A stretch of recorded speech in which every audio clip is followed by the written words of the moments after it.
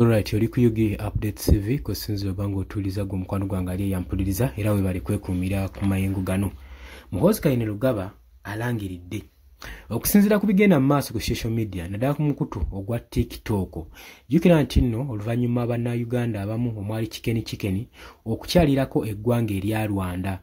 Twalaba nga avaayo anyumya olugero ku ebyo bye yalaba e Rwanda. Wabula newankubadde ebimu yabinyumizza byamutandise omubanga mbimuzaalira lwenya era n'afundikira nga afukamidde ku maviivi ge nga yeetondedde omukulembeze w'eggwanga lino erya Rwanda Paul Kagame. Newankubadde yavuddeyo ne yeetonda, kino tekyasanyusiza bannayuganda alinga eyayi ensaano ku mazzi ate olutalo yalongeddemu bwongezi muliro.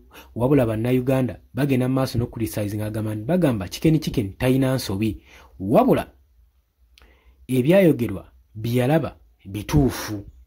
Kino nno kyatwaliddwa nga olutalo olw'amawanga era tulaba nga Muhoozi Kayini Lugaba avuddeyo n'akozesa advantage eno ng'alumbagana pulezidenti w'ekibiina kino ekya National Unity Platform Robert Kyagulanyi Ssentamu ng'agamba nti no yakoleeza olutalo luno olw'amawanga.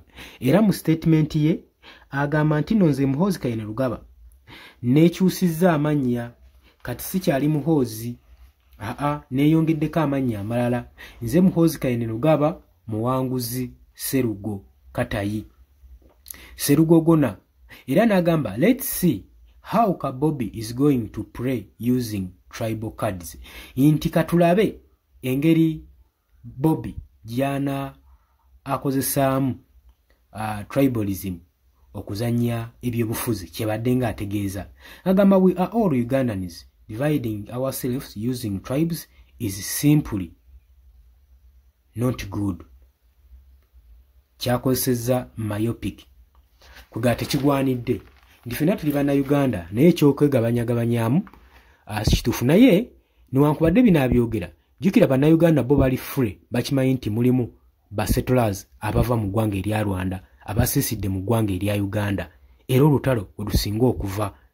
Wabula newankubadde ebyo byogeddwa, General Muhoozi Kayini Lugaba bangi abalabikiddwako ku mukutu gwe ogwa Twitter nga yakava bipostingayo bino nga bamwataakinga era information ngikuteereddeko awo ogenda kubanga ogisomera ddala bulungi nnyo gwe mukwano gwange ali eyo ampuliriza. Wabula embeera newankubadde avuddeyo n'ayagala okutangaaza eggwanga ku kyekigenda mu maaso, bangi bavuddeyo ne bamusabula nga bagamba nti kati kyogamba nti gwe toyinaako wamma ogenda kubeera nga otagala butagazi meandering around, ogenda kubanga ozunga ova eno n'eno. Era abasinga bagambye tajja kutegeera lwaki bino ebintu bigenda mu maaso. Wabula ye Muhoozi Kayini Lugaba avuddeyo ng'agamba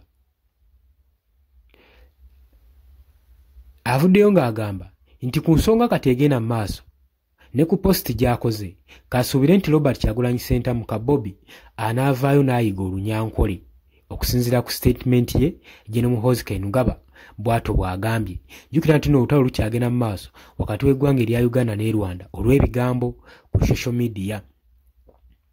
Tulabyeko omu ku bafollowers be mu yeeyita Lumbuye Froko agambye otidde olowooza Buganda Kingdom can forgive and forget ekyo weesuddiya nti Uganda Kingdom tesobola kwerabira, tesobola na kusonyiwa.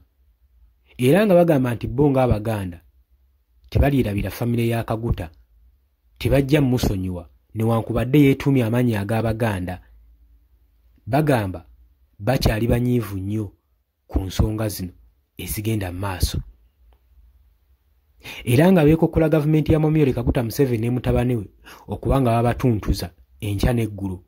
Era ebikola bino bye biviirako bannayuganda ogenda mu maaso stress yaabwe n'ennaku yaabwe ne bagi expressinga ku social media okulambika eggwanga ku kyekigenda mu maaso mu ggwanga lyattu Uganda. Kati tumanyi General Muhoozi Kayini Lugaba kyazzaako oluvannyuma lw'okukola posti eno oba alindiridde Robert Kyagulanyi Ssentamu okumwanukula okusinziira nga wamugambye nti akozesa tribalism ogenda mu maaso n'okubanga awamba ebyobufuzi by'eggwanga Uganda ekintu ekitamanyi oba kituufu oba musibako matu ga mbuzi kumuliisango naye yavuddeyo n'agamba kati nze nange nvuddeyo neeyongeddeko amannya amalala nze Muhoozi Kainerugaba Muwanguzi Sseruggo Katayi ye gino Muhoozi Kainerugaba kino tetumanyi bannayuganda banaakitwala batya naye abasinga batandise okulitisayizinga nga bagenda mu maaso n'omulaga nti era temuyinaako wammwe mugenda mu maaso nga muzunga buzunzi olw'ensonga nti no kati ova mannya amalala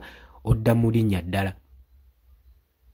Oli ku Yugi Updates TV nyongera okujjukiza webali kwekumira ku mayingo gano gw'atannatweyungako nja kusaba okkirira wansi olw'ekigambo subscribe kikooneko obeere nga otwegattako ddala bulungi nnyo. Abali mu diaspora emitala w'amayanja mbalamusizaako nnyo mukola kyamaanyi nnyo okwekuumira ku Yugi Updates TV mbaagala nnyo mweraba tugenda kuba nga tukomawo.